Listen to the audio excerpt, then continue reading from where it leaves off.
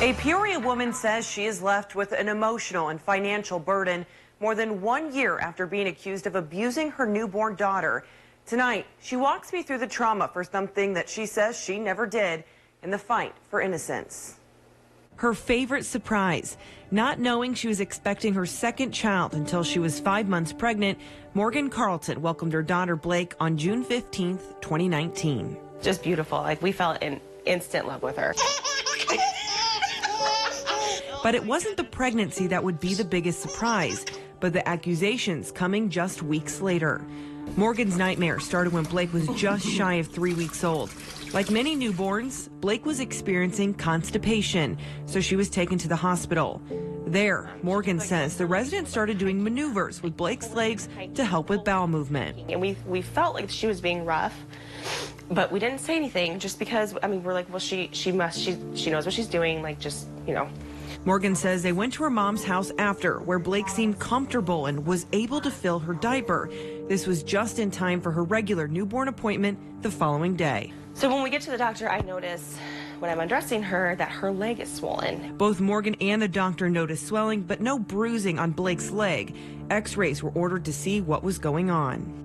Not even 15 minutes after leaving the x-ray, my phone is like blowing up. I missed the first call because I didn't hear it. They had called me again, so I answered, and they're telling me she has a fracture.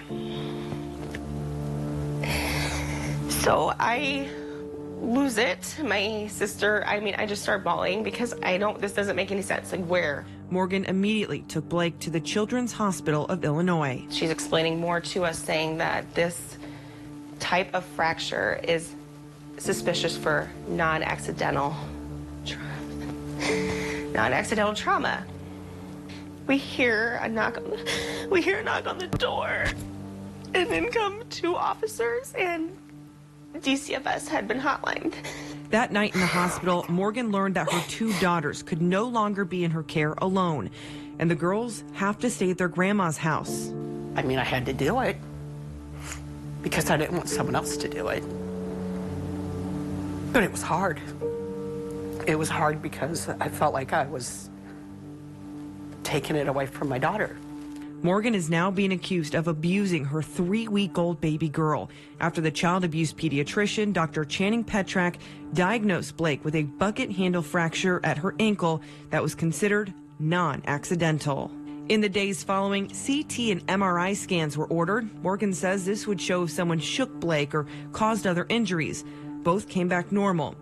But when a full skeletal x-ray was performed, the doctor says it revealed 3, possibly 4 broken ribs. So we're sitting in there, and I can't even speak because I'm just floored. I'm so confused. None of this made any sense.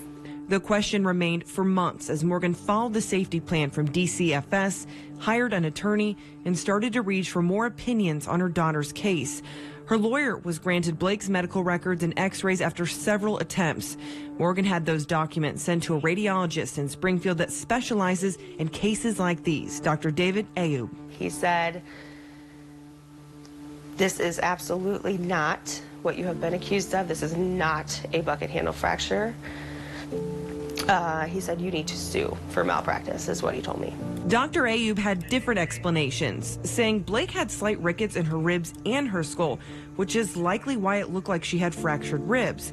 Rickets is a softening and weakening of bones in children, usually due to inadequate vitamin D. Felt like we were finally uncovering truth.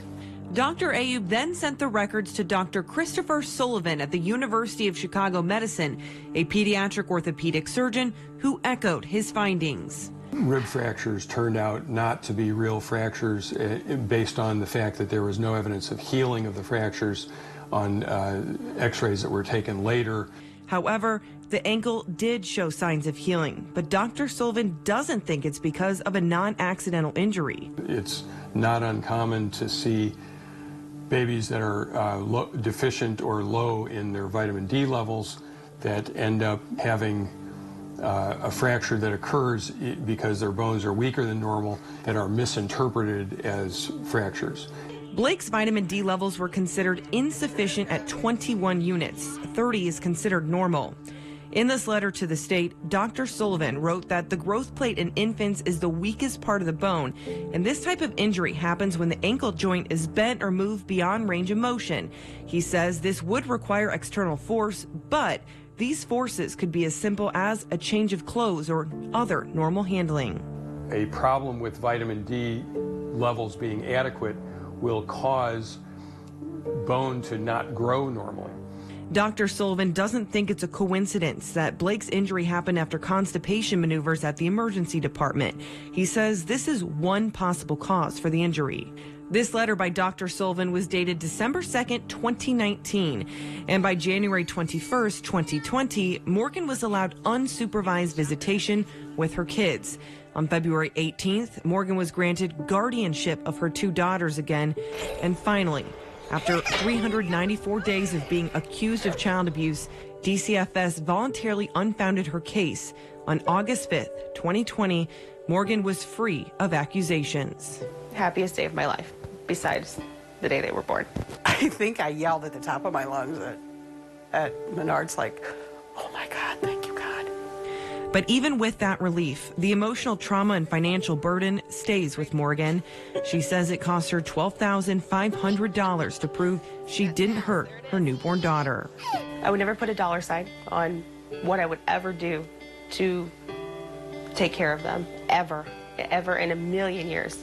But when you're spending that kind of money and running to find out and figure out and prove that you did not do something, yeah, absolutely, I feel like that they should give me that back. We reached out to the Pediatric Resource Center in hopes of hearing from Dr. Channing Petrak about her diagnosis for Blake, but I was told that she cannot comment. As for Morgan's other support, she says the Family Justice Resource Center was able to push her in the right direction. We have more information on that group on our website at hoiabc.com.